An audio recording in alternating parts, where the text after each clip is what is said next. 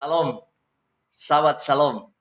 Ini tanggal 7 September tahun 2024.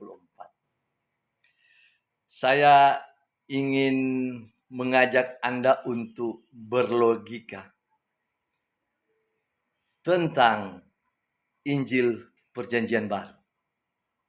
Oke, pertama, para pakar Biblika internasional sudah mengakui bahwa Injil yang kita miliki ini bukanlah Injil yang asli. Artinya bukan Injil autograf yang ditulis, ditandatangani asli langsung oleh para penulis, yaitu Matius, Markus, Lukas, Yohanes, Petrus, Yakobus, dan 14 surat Paulus. Kedua, Injil yang kita miliki ini adalah hasil salinan dari autograf yang asli tadi. Injil PB yang kita miliki ini adalah salinan yang disebut kodeks. Kalau autograf tadi yang pertama itu disebut ditulis di papirus, kulit-kulit pohon atau kulit binatang. Nah, sedangkan yang kedua ini adalah salinan yang disebut kodeks. Oke, kodeks tertua, salinan daripada Injil yang tertua ini, itu namanya kodeks Rilan yang diberi kode P46. Itu ditulis sekitar tahun 125 sampai 150 tahun. Dengan alasan bahwa autograf yang pertama tadi itu sudah rusak, sudah musnah, mudah rusak. Jadi setelah mereka salin, yang digunakan adalah kodeks. Dan salinan autograf yang asli itu lama-kelamaan katanya musnah. Logikanya begini. Autograf asli yang pertama tadi, tulisan tangan para rasul itu, ditulis sekitar tahun 75 Masehi. 6575 Masehi.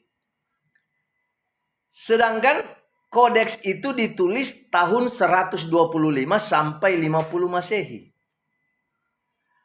Logikanya begini, dari tahun 75 sampai 125 itu ada sekitar 50 tahun. Katakanlah sampai ke tahun 200. Artinya ada sekitar 125 tahun. Kok autograf yang asli itu sudah tidak ada sampai sekarang. Cuma beda selisih puluhan tahun. Sedangkan kodeks salinan yang disalin dari autograf dari tahun 125 sampai tahun 150 Masehi itu masih ada, sudah ribuan tahun masih ada sampai sekarang. Seharusnya kalau cuma selisih puluhan tahun, harusnya autograf yang asli itu masih ada. Tetapi kenyataannya itu tidak, autograf yang asli tidak ada. Tetapi kodeks yang disimpan di kodeks Rilan P46 yang disimpan di Vatikan itu masih ada. Sudah ribuan tahun.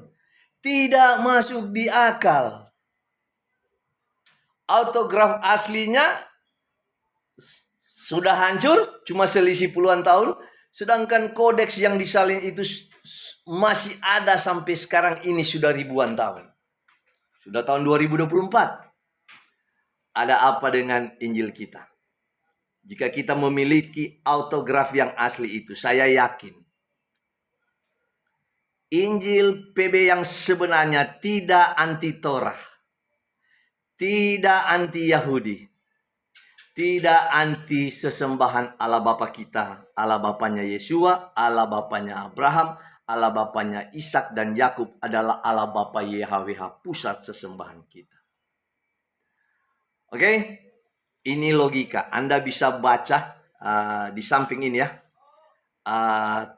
Saya berkomunikasi dengan ChatGPT karena keterbatasan kita untuk melihat kodeks-kodeks asli itu yang disimpan di Museum Vatikanus dan sebagainya di Inggris dan sebagainya. Itu ada kodeks Rilan P46, ada kodeks P66, ada kodeks Bomer P75. Itu di abad-abad kedua, ketiga, keempat. Itu masih ada sampai sekarang. Tetapi autograf papirus yang ditulis tangan oleh para rasul itu cuma beda puluhan tahun sampai ke papirus Rilan itu, dan sampai saat ini sudah tidak ada. Sangat aneh.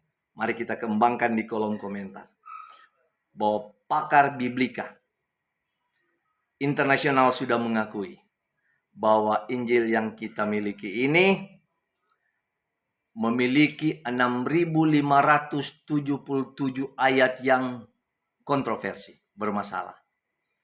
Itu diungkapkan oleh doktor teologi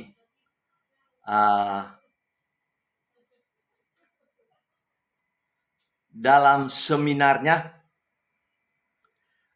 beberapa bulan yang lalu, Bapak Purnomo. Oke, beliau memberikan satu bukti saja. Di dalam Injil itu ayat yang sama, tetapi ketika disalin berbeda dia punya maksud dan tujuan. Salah satunya ada ayat yang dia katakan di dalam seminarnya bahwa ada ayat yang mengatakan bahwa Yesua membuat mujizat karena marah. Di ayat yang sama terjemahan salinan yang lain dikatakan Yesua membuat mujizat karena belas kasih. Ini satu contoh saja. Kesimpulannya bahwa Injil yang kita miliki bukanlah Injil autograf yang asli tulisan tangan dari para penulisnya. Dari Matius, Markus, Lukas, Yohanes, Yakobus, Petrus, dan surat-surat Paulus. Tetapi Injil yang kita miliki ini adalah salinan dari sekian salinan, sekian terjemahan, sekian revisi yang sudah mengalami perubahan. Semoga video saya ini menginspirasikan Anda. Jangan mudah percaya, jangan menjadi korban terjemahan, korban revisi-revisi Injil-Injil ini. Tetapi saya percaya masih ada Roh Kudus yang akan menuntun orang-orang tertentu ke depan di masa yang akan datang untuk mengetahui tulisan Injil kisah Yesua Hamasyiat yang sebenarnya. Roh Kudus akan memimpin di akhir zaman menjelang kedatangan Tuanku Yesua yang kedua kali. Salam.